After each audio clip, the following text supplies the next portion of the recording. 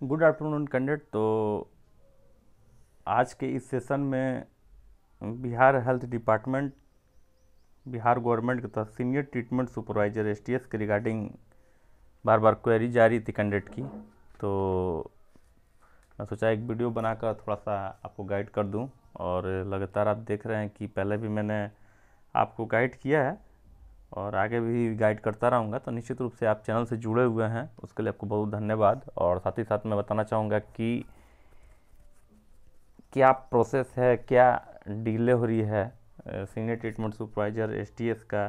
चूँकि बहुत ज़्यादा सीटें तो वैकेंट है बिहार में, और वैकेंट सीटों पर वैकेंसी निकलना, कोर्ट केस होना, एग्ज़ाम होने के बाद, डॉक्यूमेंट वेरिफिकेशन होने के बाद, और इस तरह से लगातार जो है डिले पर डिले होना, तो छात्रों के भविष्य के साथ एक तरह से खिलवाड़ ही है। ये सभी विषयों पर चर्चा किया जाएगा आज के सेशन में। तो सबसे पहले तो जो भी कैंडिडेट सेलेक्ट हुए थे और लगातार प्रिपरेशन अपना आगे का कर रहे होंगे, ऐसा उम्मीद मैं करता हूँ कि निश्चित रूप से आप देखेंगे कि पहले आपका 2020 से प्रक्रिया जो शुरू हुई और करते करते आपका 22 आने वाला है। दिसंबर में आपका 22 में आ जाएंगे आप, 2 साल पूरा हो जाएगा। और इसके बाद भी अभी तक प्रक्रिया पूरी नहीं हुई है। तो यही बिहार का सबसे बड़ा खासियत होता है कि कोई भी एग्ज़ाम है तो उसमें कोर्ट केस जाना ही जाना है, क्योंकि गवर्नमेंट भी चाहती है कि हाँ चलिए डिले होगा तो मुझे पेमेंट नहीं देना पड़ेगा, आराम से काम होगा, क्या दिक्कत है। तो इसमें कैंडिडेट की एक्टिविटी बहुत ज़रूरी होती है। ठीक है, जैसा कि एसटीएस के रिगार्डिंग अगर बात करें तो भारत सरकार का बहुत महत्वपूर्ण कार्यक्रम है NTEP, national tuberculosis elimination programme, और इसके तहत एसटीएस की बहाली होती है। बिहार में अगर वर्तमान में अगर बात की जाए कि क्या स्थिति है बिहार की, पूरे बिहार की बात करूं तो निश्चित रूप से एक एक एसटीएस के पास 4-4, 5-5 ब्लॉक कहीं कहीं मिला हुआ है, कोई 3-3 ब्लॉक देख रहा है, कोई 2 ब्लॉक देख रहा है। ठीक है, मतलब गवर्नमेंट क्या कर रही है कि जो वर्क कर रहे हैं उस पर वर्कलोड दे रही है, और जो न्यू रिक्रूटमेंट है जिसमें एग्ज़ाम लेना, सिलेक्शन करना, पोस्टिंग करना, इस पर उनका ध्यान कम है। ठीक है, तो ये बहुत ही खेद का विषय है कैंडिडेट। निश्चित रूप से आप देखेंगे कि सेंट्री इंस्पेक्टर क्वालिफिकेशन को लेकर भी कोर्ट केस हुआ था कि कैंडिडेट को शामिल नहीं किया गया था। सेंट्री इंस्पेक्टर का जनता दरबार में भी कैंडिडेट गए थे, मुख्यमंत्री के जनता दरबार में, और इसके बाद कोर्ट केस हुआ। कोर्ट केस में केस जाने के बाद जो है आदेश आया कि सेंट्री इंस्पेक्टर कैंडिडेट को भी शामिल किया जाए 3 माह के अंदर, और इसके बाद भी अभी तक कोई प्रक्रिया और सुगबुगाहट नहीं है। तो ये बहुत ही खेद का विषय है, जिसमें छात्रों को एक्टिव होना बहुत ज़रूरी है, क्योंकि 2 साल होने जा रहा है और प्रक्रिया जो है बहुत ही सुस्त है। ऑनलाइन एग्ज़ाम का मतलब होता है 1 माह में सारा प्रक्रिया पूरा कर लेना। 1 महीना बहुत काफ़ी है। ठीक है, इसके बाद भी आपका अभी तक फाइनल नहीं हुआ है। तो निश्चित रूप से देखिए, अब कैंडिडेट जो है लगातार मुझसे भी बोलते हैं कि आप सर डिपार्टमेंट में हैं तो थोड़ा सा इन्फॉर्मेशन आप मुझे दीजिए। ठीक है, और इन्फॉर्मेशन जो है आपको निश्चित रूप से आप देखते होंगे कि जो भी मेरे पास रहता है उसको मैं डिस्प्ले करता हूँ, जहाँ तक परमिशन रहती है डिस्प्ले करने की, या फिर जो भी इन्फॉर्मेशन मुझे मिलता है उसके बारे में निश्चित रूप से आपको मैं डिस्प्ले करता हूँ। लेकिन जिस तरह से गवर्नमेंट का रवैया देख रहे हैं, स्पेशली हेल्थ डिपार्टमेंट का, हालांकि सारे डिपार्टमेंट का ऐसा ही हाल है, लेकिन हेल्थ डिपार्टमेंट जो कि बहुत ही फास्ट उसका सर्विस होना चाहिए, इसलिए कि 2 मिनट में किसी के हेल्थ में बहुत तरह का परिवर्तन हो सकता है। ठीक है, 2 मिनट काफ़ी है किसी का हेल्थ में परिवर्तन के लिए। तो निश्चित रूप से ये ज़रूरी है कि गवर्नमेंट की तरफ से एक्टिव होना होगा गवर्नमेंट को भी। और चूँकि बहुत ही सुस्त रवैया अपना के चलती है और कर्मचारी भी सुस्त रहते हैं, क्योंकि उन पर कोई प्रेशर नहीं है, कोई दबाव नहीं है कि हाँ इतने टाइमलाइन में आप जल्द से जल्द प्रक्रिया को पूरा करें। ठीक है, एक बात। दूसरी बात है कि कैंडिडेट की तरफ से भी एक्टिविटी होनी चाहिए। जैसे मैं पहले ही बता रहा था कैंडिडेट को कि कैंडिडेट आप आरटीआई डाल दीजिए, आरटीआई पोस्ट कीजिए, लगातार पोस्ट कीजिए। कैंडिडेट बहुत हैं जो एसटीएस का पास हुए हैं, जो ग्रेजुएशन किए हुए हैं, साइंस ग्रेजुएट कैंडिडेट हैं, या फिर ऐसे कैंडिडेट हैं जो सेंट्रल इंस्पेक्टर का भी पढ़ाई किए हुए हैं। तो दोनों के हित में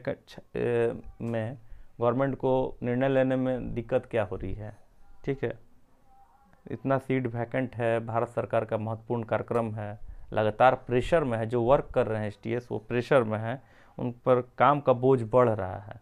इसलिए कि 2-2 ब्लॉक 3-3 ब्लॉक का काम देखना मामूली काम नहीं होता है। ठीक है, और भारत सरकार का कार्यक्रम है, महत्वपूर्ण कार्यक्रम में से एक है, तो लगातार इसका निगरानी भी होता है।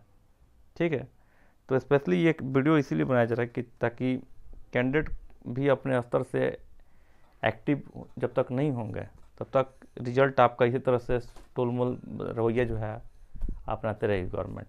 तो निश्चित रूप से आरटीआई जो है, मतलब क्या करना, कैंडिडेट को एक्टिव होने का मतलब है कि आपके पास आरटीआई है, आप आरटीआई पोस्ट कर सकते हैं और डिले होने का कारण पूछ सकते हैं।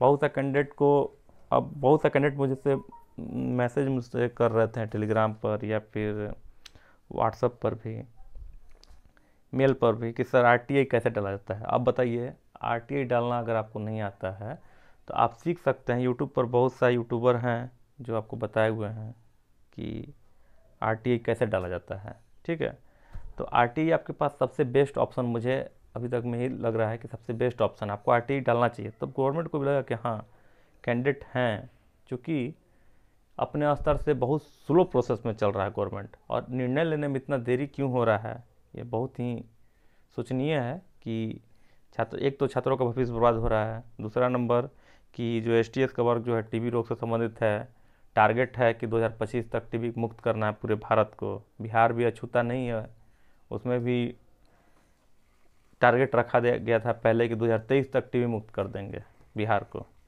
तो निश्चित रूप से आप समझ सकते हैं कि टारगेट तो बना लिया गया है लेकिन टारगेट पर अमल नहीं हो रहा है, सीटें बहुत ज़्यादा वैकेंट हैं। तो फाइनली कैंडिडेट को मैं ही बोलना चाहूँगा कि देखिए, गवर्नमेंट अपने मन से काम करती है। जब तक आप उस पर उसको लगे नहीं कि प्रेशर हो रहा है, हाँ जो रिक्रूटमेंट के लिए कैंडिडेट जो हैं एक्टिव हैं, तो वो भी स्लो मोशन में काम करेगी और उसको कोई मतलब नहीं है कि आपका जल्द से जल्द बहाली हो। इसलिए अगर आपका इसी पोस्ट के लिए आप इंतज़ार कर रहे हैं एसटीएस का, तो निश्चित रूप से आपको आरटीआई सबसे बेस्ट ऑप्शन है, और कोई आपके पास ऑप्शन नहीं है जिससे आपको कोई 100% इन्फॉर्मेशन दे पाए। ठीक है, एक ऑप्शन ये भी है कि अगर आपके पास एज है तो आगे की तैयारी करते रहें।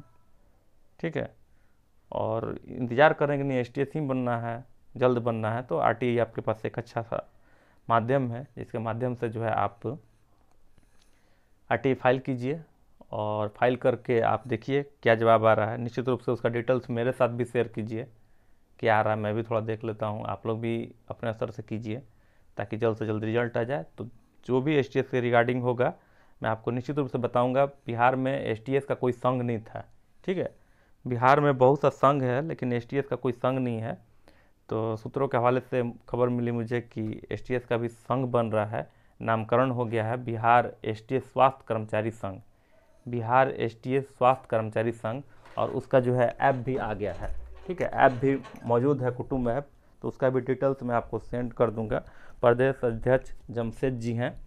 ठीक है, जमशेद जी हैं, अररिया में पोस्टिंग है एसटीएस में, उनके द्वारा जो है एसटीएस का बिहार राज्य एसटीएस स्वास्थ्य कर्मचारी संघ का गठन किया जा रहा है। तो निश्चित रूप से जो भी होगा और आपको मदद किया जाएगा आपके रिगार्डिंग कि आपका भी जल्द से जल्द बहाली हो।